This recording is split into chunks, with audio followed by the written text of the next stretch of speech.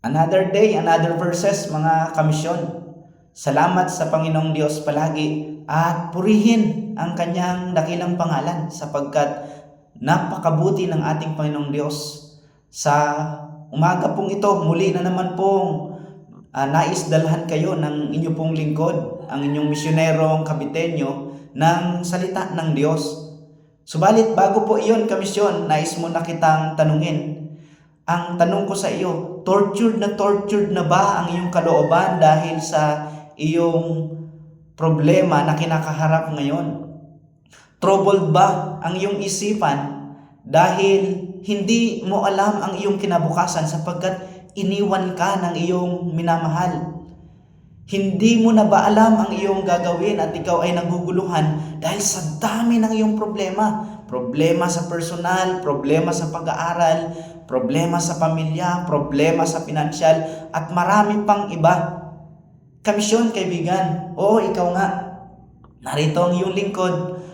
Nais kong makiusap sa iyo. Aking hiramin ang iyong sandali. Aking hiramin ang iyong pakinig. At itong salita ng Panginoon sa kabanatang 1:14 ang talata ay 1 hanggang 6, narito po ang kanyang sinasabi. Huwag magulumihanan ang inyong puso, magsasampalataya kayo sa Diyos, magsasampalataya naman kayo sa akin. Sa bahay ng aking ama ay maraming tahanan, kung di gayon ay sinabi ko sana sa inyo, sapagkat ako'y paroroon upang ipaghanda ko kayo ng dakong kalalagyan. At kung ako'y pumaroon at kayo'y may paghanda ng kalalagyan, ay muling paririto ako at kayo'y tatanggapin ko sa aking sarili, upang kung saan ako naroroon, kayo naman ay dumuon. At kung saan ako paroroon, ay nalalaman ninyo ang daan. At kung saan ako, sa verse 5, sinabi sa kanya ni Tomas, Panginoon, hindi namin nalalaman kung saan ka paroroon, paano ngang malalaman namin ang daan? Sinabi sa kanya ni Jesus, ako ang daan at ang katotohanan at ang buhay. Sino man ay di makaparoroon sa Ama kundi sa pamamagitan ko.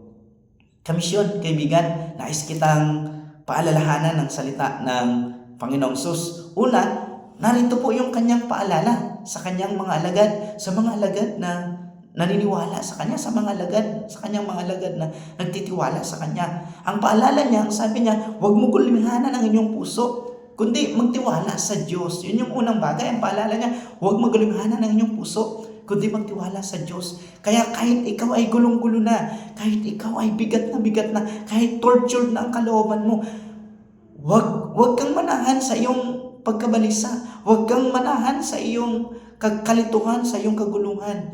Magtiwala ka sa Diyos. Ito yung paalala ng Panginoong Sus kamisyon, kaibigan. Pangalawa, narito yung kanyang paghahanda. Siya ay aakyat sa kinaroonan ng Ama upang ipaghanda ang kanyang mga alagad ng dakong kalalagyan.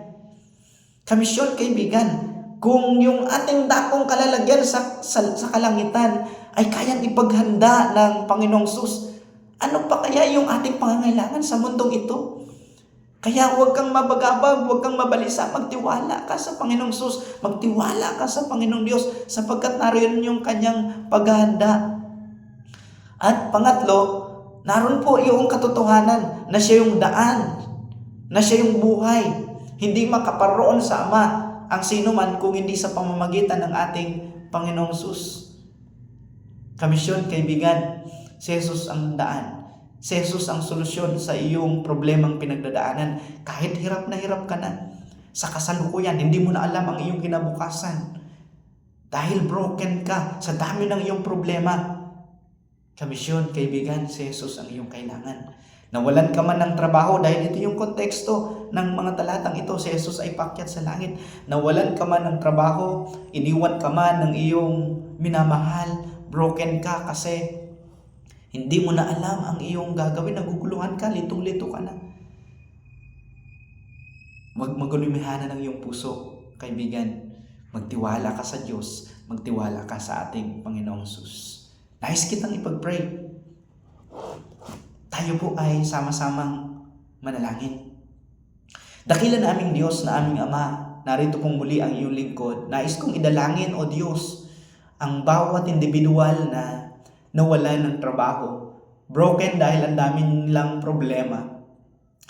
O Diyos, dalangin ko, Panginoon, sa sino mang nawalan ng trabaho, iyo nawa, Panginoong gabayan, iyo po nawang ingatan, iyo pong pagkalooban ng panibagong trabaho, iyo po nawang pagkalooban ng panibagong pag-asa. Alam po namin, Panginoong Sus, na ikaw ang solusyon. Ikaw, O Diyos, ang tanging katugunan at kasagutan sa problema, Panginoon, ng sino man. Kung meron man pong nabibigatan dahil sa kanyang karamdaman, dahil sa kanyang sakit, ang dalangin ko, O Diyos, ibangon mo siya mula sa banig ng karamdaman. Tulungan mo na magtiwala siya sa iyo. Sapagkat ikaw, O Diyos, ang nangako. Sapagkat ikaw, O Diyos, ang patuloy na maghahanda sa kanya.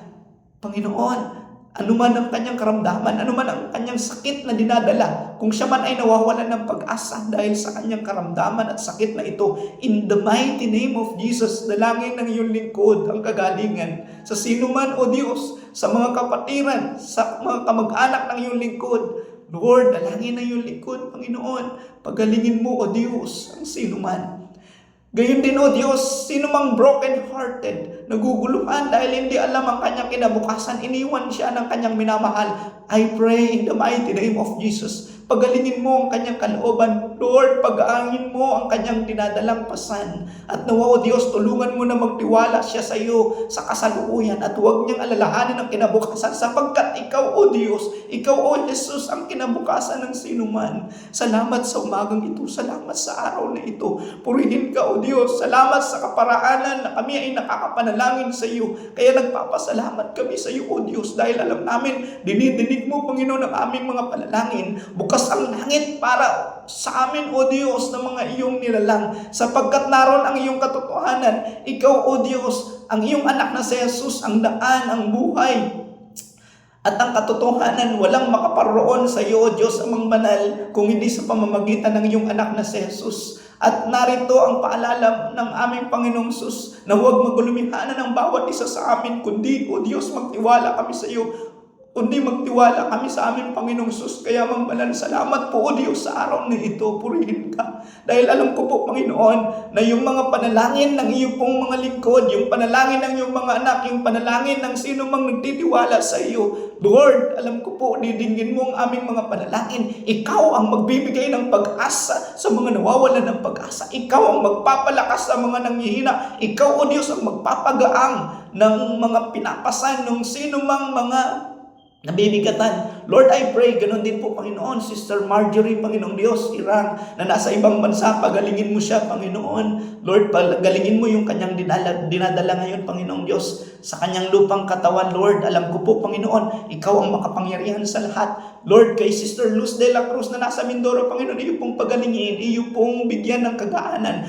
At sa sino man, Panginoon, na mga may dinadala, O Diyos, Lord, ang dalangin ng iyong lingkod, Panginoon, pagalingin mo po sila sa lahat ng naabot, Panginoon, ng devotional vlog na ito, O Diyos. Iparanas mo sa kanila ang kagalingan, iparanas mo sa kanila ang kagaanan. Lord, tulungan mo sila na magtiwala sa iyo sapagkat ikaw, O Diyos, ang makapangyarihan sa lahat. Walang imposible sa iyo, walang mahirap sa iyo. Lord, sa mga kamanggagawa, kamisyonero, sa mga kapwa ko, pastor, sa mga kapwa lingkod ko, Lord, ang dalangin ng iyong lingkod sa buong probinsya ng Cavite, Panginoon, sa buong Pilipinas, O Diyos, maging sa ibang bansa man, Panginoon, dalangin po ng iyong lingkod, O Diyos, patuloy mo silang gabayan, patuloy mong provide ang kanilang pangangailangan, maging, Panginoon, ng kanilang ministeryo, maging ng kanilang pamilya, Panginoon. Huwag niyo po silang iwan, huwag niyo po silang pababayaan. Lord, alam ko po makapangyarihan ka.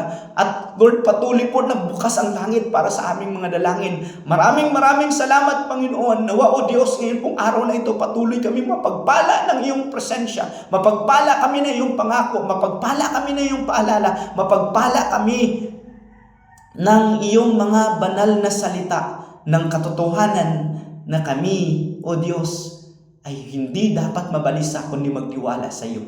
Ang lahat ng ito ay aming dalangin sa iyo, Ama, sa pamamagitan lamang ng iyong bugtong na anak na si Jesus na aming Panginoon at sa gabay ng iyong Santong Espiritu. Amen. Amen. Muli po, mga kamisyon, ang inyong misyonerong Caviteño ay laging nagsasabi at nagpapaalala sa inyo na magpasalamat sa Diyos palagi. Kaya kung ikaw man na inaabot ng devotional vlog na ito, Hindi aksidente na narinig mo ang salita ng Diyos. Hindi aksidente na naabot ka ng panalangin ito. Nawa ay huwag mong kalimutan. Ito po ang request ng iyong lingkod. Huwag niyo pong kalimutan i-like, i-share, i-follow ang FB page na ito. Muli po, purihin ang ating Panginoon. God bless us all.